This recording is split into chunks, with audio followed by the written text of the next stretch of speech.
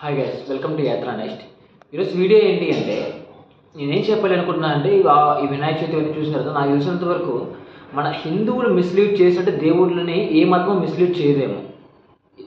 నేను ఈ స్టేట్మెంట్ ఇస్తున్నాను, అది కొంచెం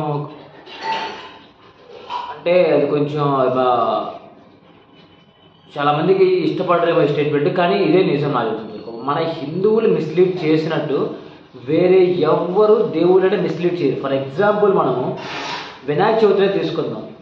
వినాయక చవితి రోజు మనం పెట్టినటువంటి బొమ్మలు కానీ, చేసేటువంటి విధానాలు కానీ, చేసేటువంటి పనులు కానీ ఎలా ఉన్నాయో ఈ వీడియోలో చూద్దాం. ఫర్ ఎగ్జాంపుల్ నేను చాలా దగ్గర చూశాను, అంటే ఈ స్టేటస్లో కానీ, లేదంటే కొన్ని స్టోరీస్లో కానీ, యూట్యూబ్లో కానీ చూస్తున్నాను. మనం తెచ్చే బొమ్మలు ఎలా ఉన్నాయి. ఫస్ట్ దేవుడేమో షర్టు ప్యాంటు వేసుకునేసి పుష్పాలో ఇలా అంటాడు. ఎవరు? వినాయకుడు పుష్పాలు ఇలా అంటున్నాడు అనమాట. అదొక బొమ్మ. అని పక్కన అన్ని డిస్ప్లే చేస్తాను చూడండి. అదొక బొమ్మ, షర్టు ప్యాంటు వేసుకునేసి ఎవరు వినాయకుడు అంటున్నాడు తగ్గేదే లేదని. ఇంకోటేమో మనకి ఇంకో విగ్రహం పక్కన. అందరూ నేను ఒక హీరోని అని చెప్పట్లేదు, ప్రతి ఒక్క హీరోని రెఫరెన్స్గా తీసుకునేసి హీరోలని, స్మగ్లర్ని, మిగతా వాళ్ళని, రాజకీయ నాయకుల్ని అందరినీ రెఫరెన్స్గా తీసుకునేసి ఇష్టానుసారం ఎవరికి ఎలా నచ్చితే అలా విగ్రహాలు పెట్టేస్తున్నారు. ఇంకొకటేమో డీజేలో శరణం బజే బజే అంటూ ఇంకొక విగ్రహం పక్కన డిస్ప్లే చేస్తాను చూడండి మీరే. ఇంకోటేమో ఏది ఎర్రచందనం దొంగల మీద కూర్చునేసి తగ్గేదేలే అంటారు. ఎవరు? వినాయకుడు ఎర్రచందనం మీద కూర్చొని స్మగ్లింగ్ చేస్తూ తగ్గేదేలే, అదొకటి. పక్కన ఇంకా నా కాళ్ళ మీద కాలు వేసుకొని ఇంకొక విగ్రహం. ఇంకోటి గబ్బర్ సింగ్ అదే ఇలా నడిచొస్తే ఎవరు? వినాయకుడు కాకి డ్రెస్ వేసుకుని కెవ్వు కేక అంటే పాటలు పాడుతూ ముందుకు వస్తున్నాడు. ఎవరు? వినాయకుడు. ఆ తర్వాత వినాయకుడు హ్యాపీగా మొబైల్ చూసుకుంటాడండి. యూట్యూబ్లు, ఇన్స్టాగ్రామ్లు, ఫేస్బుక్లు అవి చూస్తున్నాడు వినాయకుడు. అది కూడా చూపిస్తాను. ఇంకోటేమో వినాయకుడు బుల్లెట్ మీద వస్తున్నాడు, షర్టు ప్యాంట్ వేసుకొని మంచిగా కటింగ్ కొట్టుకున్నాడు, బొట్టి మధ్యలో బొట్టు పెట్టాడు, స్పైక్స్ తీసాడు, మెడలో దండేసాడు, కాళ్ళకి షూ వేసి బైక్ మీద బుల్లెట్ మీద వస్తున్నాడు. అదొక వినాయకుడు. ఆ తర్వాత కేజీఎఫ్లో యష్లాగా ఎవరు? వినాయకుడు గన్ను పట్టుకొనేసి, పెద్ద గన్ను పట్టుకొనేసి దాన్ని కాలుస్తున్నాడు. ఎవరు? వినాయకుడు. ఇంకా ఘోరం, ఈగలో ఈగ ఏంటంటే ఈగ వినాయకుడు అనమాట. ఈగను పెట్టేసి ఈగ మూతికి మాత్రం తొండం పెట్టారు. అదొక వినాయకుడు మన మండపాల్లో.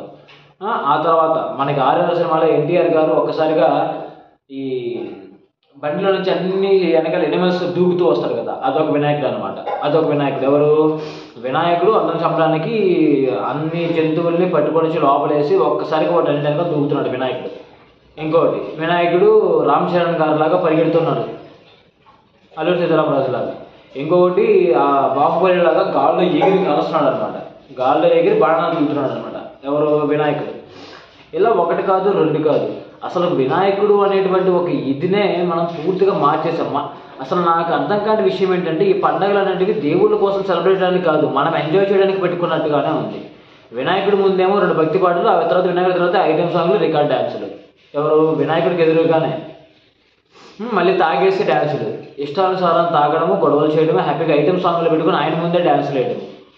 ఏం గౌరవం ఇస్తున్నట్టు నాకైతే అర్థం కాలేదనమాట. ఇది నేను మెయిన్ చెప్పదలుచుకున్న విషయం బ్రీఫ్గా ఏంటి అంటే మన హిందువులు దేవుళ్ళని చాలా ఎక్కువగా మిస్లీడ్ చేస్తున్నారు. మన ఇష్టానుసారంగా పెట్టుకుంటున్నారు వాటిని. పండగలు అనేటివి వాళ్ళని సెలబ్రేట్ చేయడానికి, వాళ్ళని స్మరించుకోవడానికి, వాళ్ళ యొక్క ఆశీస్సులు పొందుకోవడానికి, అంతేకాని నువ్వు ఎంజాయ్ చేయడానికి, నీ ఇష్ట ప్రకారం ఇది చేయడానికి కాదు. సనాతన ధర్మాన్ని పాటించేటువంటి హిందువులు సనాతన ధర్మంలో ఏముందో దాన్ని పాటించగలగాలి.